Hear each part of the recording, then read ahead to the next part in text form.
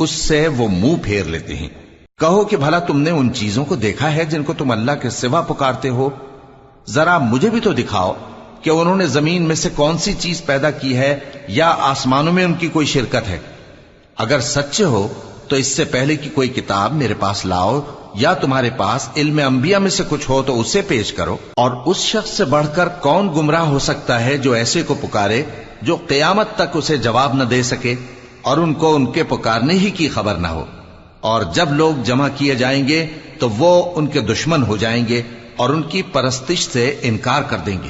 اور جب ان کے سامنے ہماری صاف صاف آیتیں پڑھی جاتی ہیں تو کافر حق کے بارے میں جبکہ وہ ان کے پاس آ چکا کہتے ہیں کہ یہ تو کھلا جادو ہے۔